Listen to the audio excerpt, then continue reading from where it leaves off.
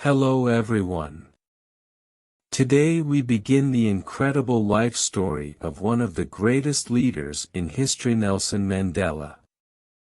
This is not just a story, it's a journey of hope, courage and determination. Listening to this story will help you improve your English vocabulary, pronunciation, and listening skills. But more than that, it will inspire you to dream big and never give up, no matter how hard life gets. So, get ready for the most powerful and most motivational story you've ever heard. Let's start the journey of Nelson Mandela, a man who changed the world. Nelson Mandela was born on July 18, 1918, in a small, quiet village called Mbizo in the Eastern Cape of South Africa. His birth name was Rolihlahla Mandela, which in the Xhosa language means pulling the branch of a tree. Some people also say it means troublemaker, a name that would later reflect his boldness in challenging injustice. He was born into the Thembu royal family, a tribe known for its rich history and culture. His father, Gadla Henry Mfakaniiswa, was a respected chief and advisor to the Thembu king. Although Mandela's family was not wealthy, they were deeply respected in the community. His mother, Nosekeni Fanny, was a devout Christian who taught him the importance of kindness, humility, and faith. Mandela's childhood was simple but filled with joy.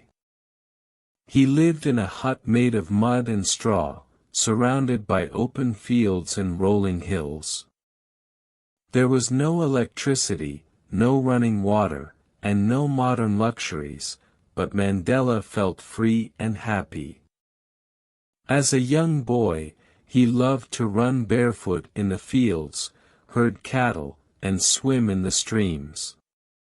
He played traditional Xhosa games with his friends and listened to elders tell stories around the fire at night. These stories, often about brave warriors and leaders, ignited a spark in young Mandela's heart.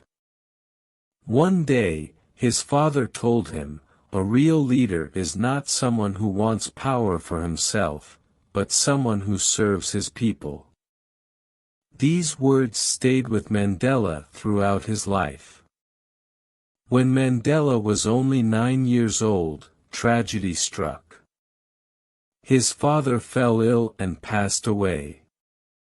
This was a devastating loss for the young boy, but it also marked a turning point in his life.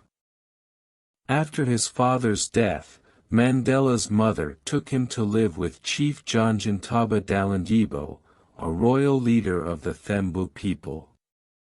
Chief John Ntaba welcomed Mandela into his home as if he were his own son. For the first time, Mandela saw a life beyond his small village.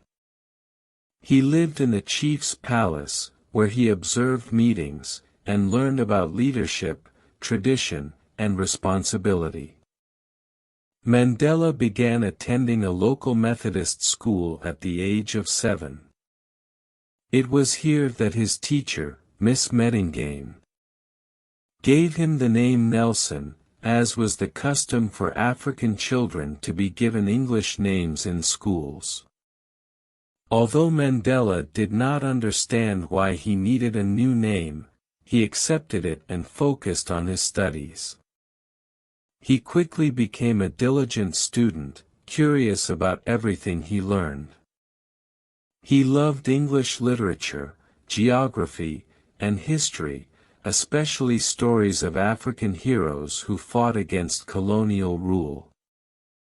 Mandela often said, "Education is the most powerful weapon which you can use to change the world." This belief drove him to study harder and dream bigger.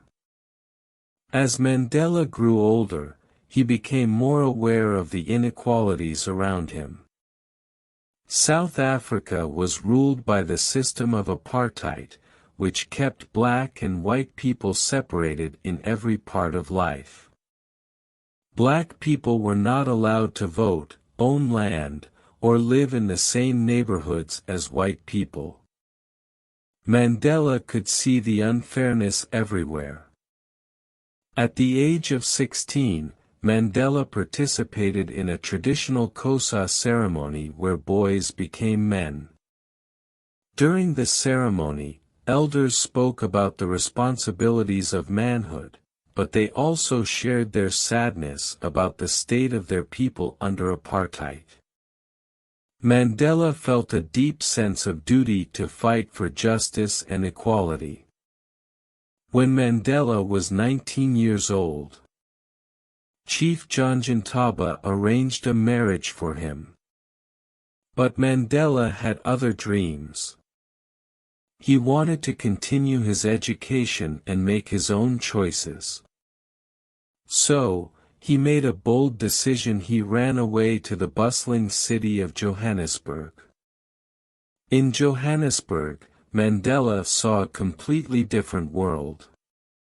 The city was vibrant but full of challenges.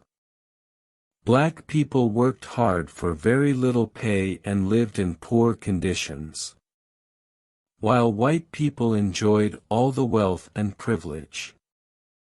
Mandela worked as a night watchman at a gold mine while continuing his education.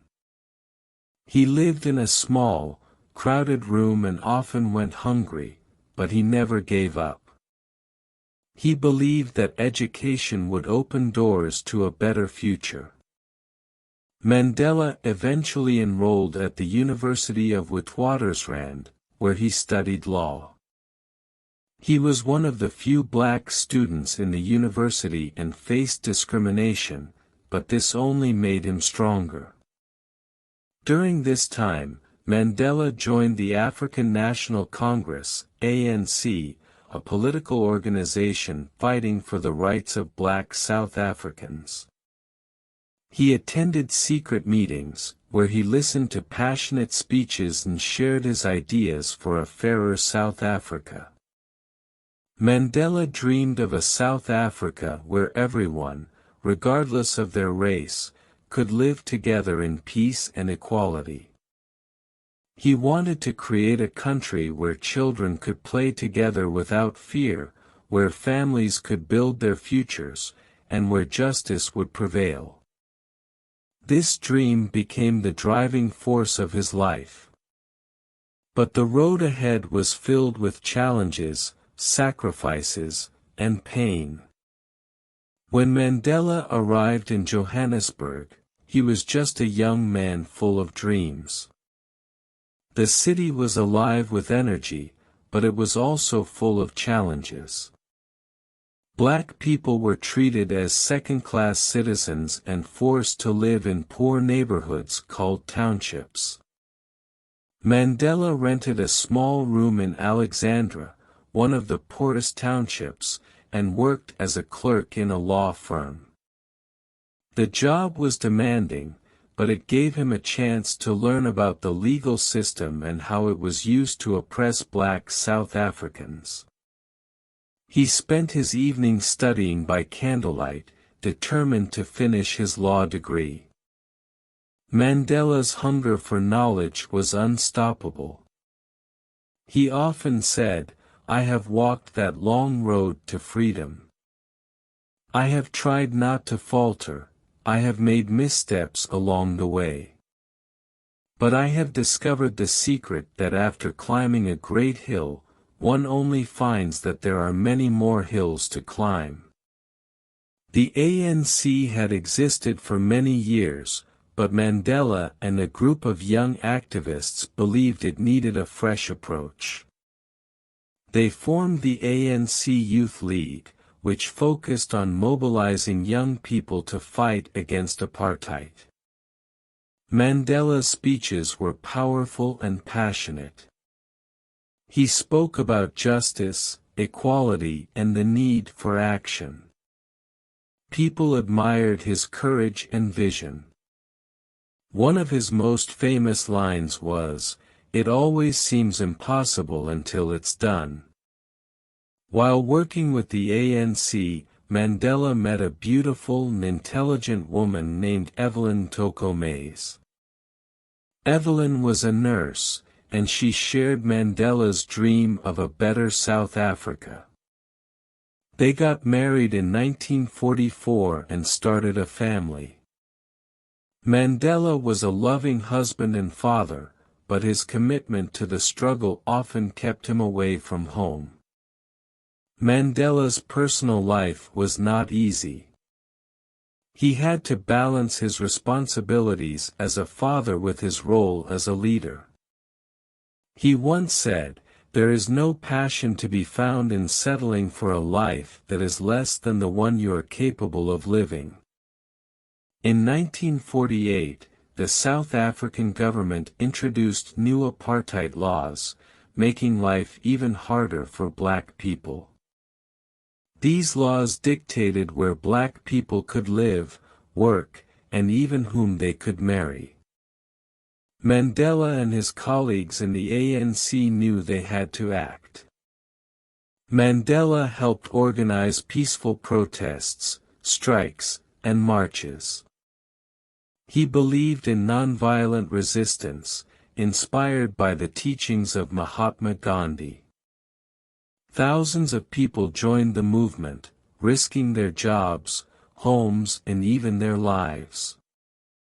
But the government responded with violence.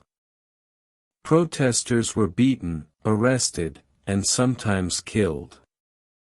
Mandela himself was arrested multiple times, but he refused to give up. He said, "Courage is not the absence of fear, it is inspiring others to move beyond it." Despite the challenges, Mandela achieved one of his biggest dreams: he became a lawyer. In 1952, he and his friend Oliver Tambo opened the first black law firm in South Africa, Mandela and Tambo Attorneys. The firm provided free or low-cost legal help to black Africans who were victims of apartheid. Mandela spent his days in courtrooms defending people who had been unfairly treated. At night, he worked with the ANC to plan the next steps in their fight for freedom. In 1960, a tragic event changed the course of Mandela's life. During a peaceful protest in the town of Sharpeville, police opened fire on the crowd, killing 69 people and injuring hundreds more. This massacre shocked the world and made Mandela realize that peaceful protests alone might not be enough.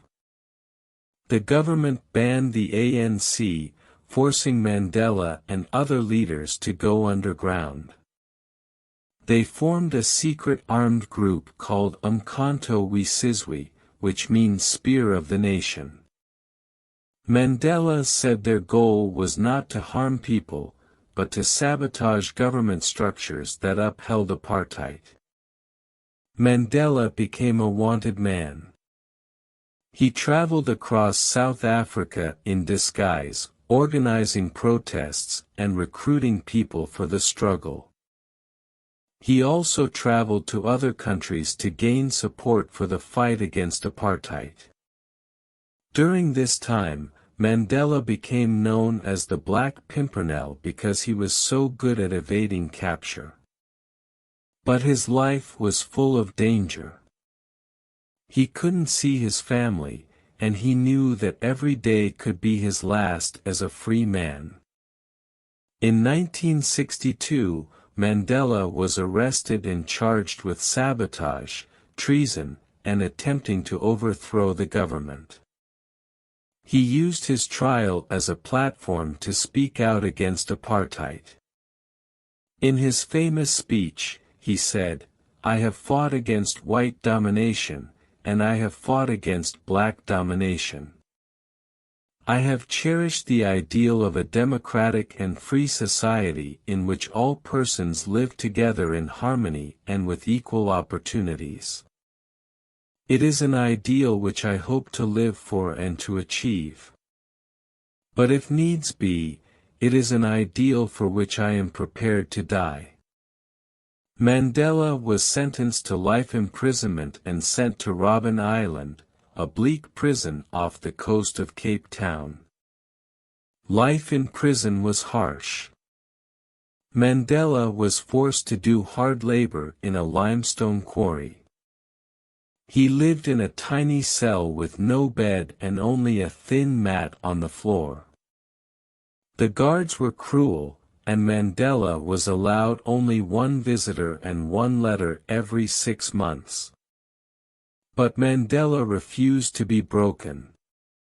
He used his time in prison to study, reflect, and plan. He even learned the Afrikaans language to understand his enemies better. He also taught younger prisoners about leadership and the importance of staying hopeful. Mandela said, "I am fundamentally an optimist. Whether that comes from nature or nurture, I cannot say. Part of being optimistic is keeping one's head pointed toward the sun, one's feet moving forward." As the years passed, Mandela became a symbol of hope for millions of people around the world. Protests against apartheid grew stronger, both inside and outside South Africa. World leaders and organizations called for Mandela's release, but the South African government refused. When Mandela was imprisoned, many thought his fight was over. But the truth was, his imprisonment became the spark that ignited a global movement. Mandela spent 27 long years in prison, most of them on Robben Island. Every day was a test of his patience and willpower. The guards tried to humiliate him, but Mandela remained dignified. The work was grueling, but he kept his spirit strong. He once said, "I realized that courage was not the absence of fear, but the triumph over it. The brave man is not he who does not feel afraid, but he who conquers that fear." During those years, Mandela became more than a prisoner. He became a symbol of the fight against injustice. Around the world, people chanted, "Free Nelson Mandela." His name was whispered in schools, sung in protests, and carried on banners. While Mandela was in prison, South Africa became a nation under siege.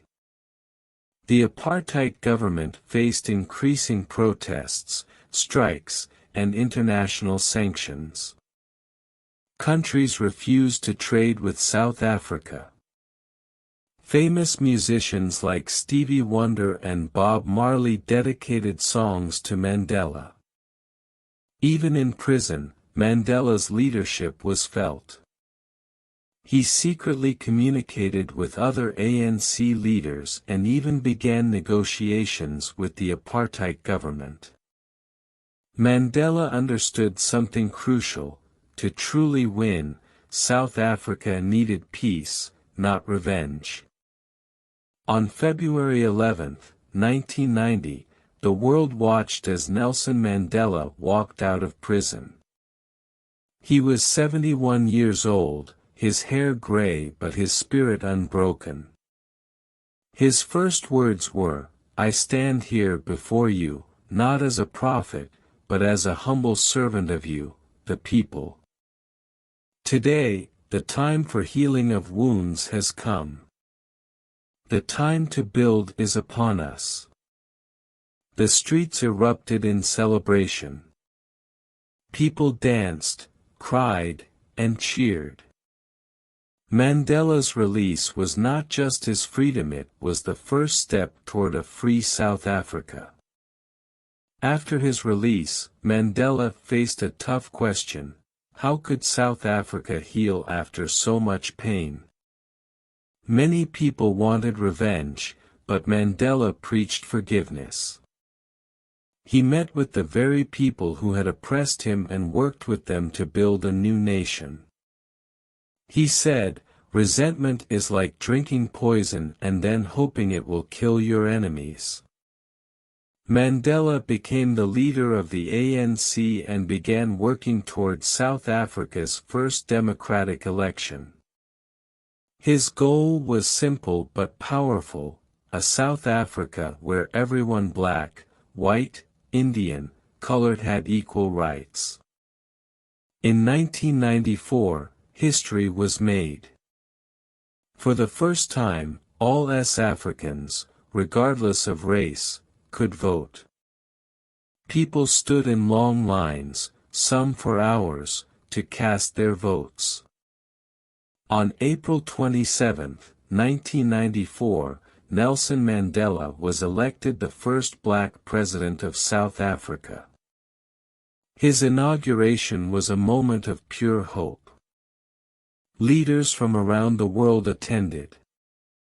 Mandela said in his speech, "Never, never, and never again shall it be that this beautiful land will again experience the oppression of one by another." South Africa had a new beginning, and Mandela was at the heart of it. As president, Mandela focused on uniting the country.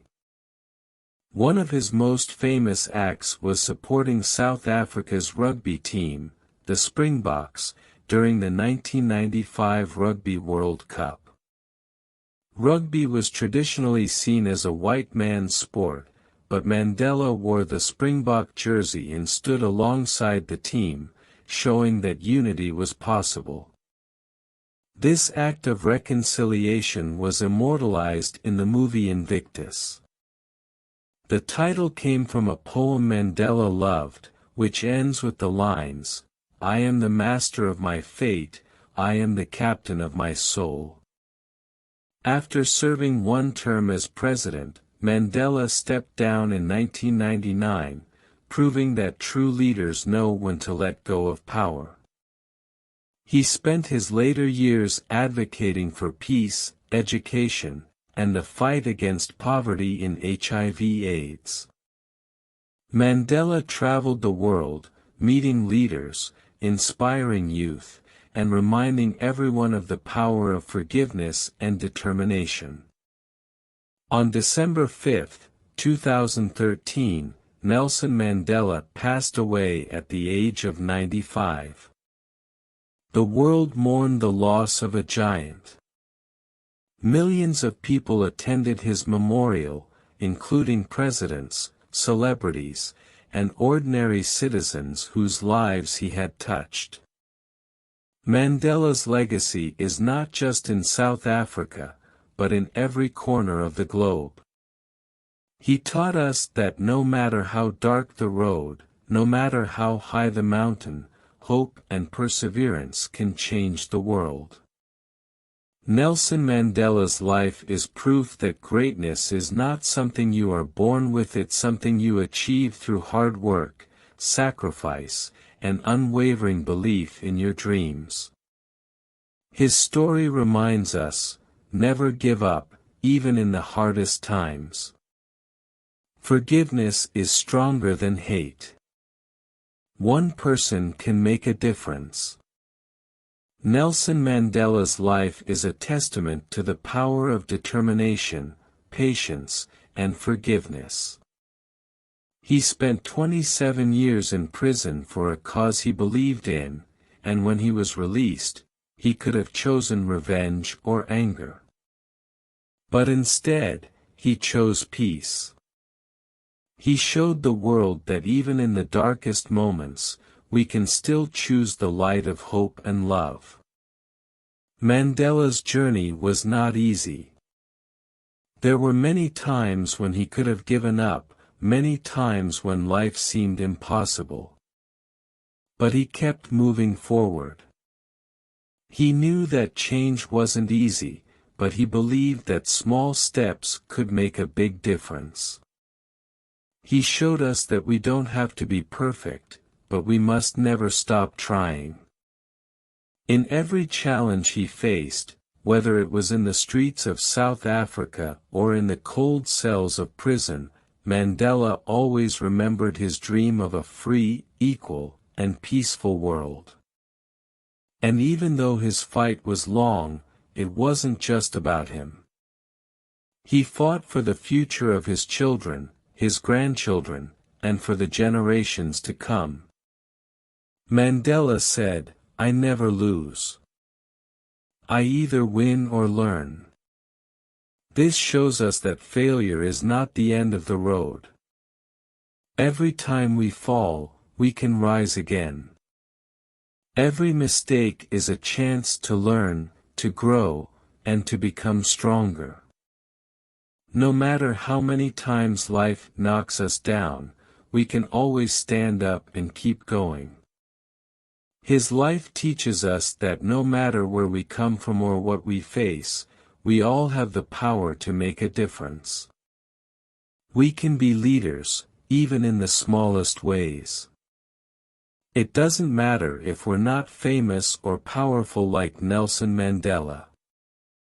Every kind word, every act of kindness, every moment we stand up for what's right, these things matter. Mandela's story is a story for everyone. It shows that no matter how hard life gets, we have the strength to keep moving forward.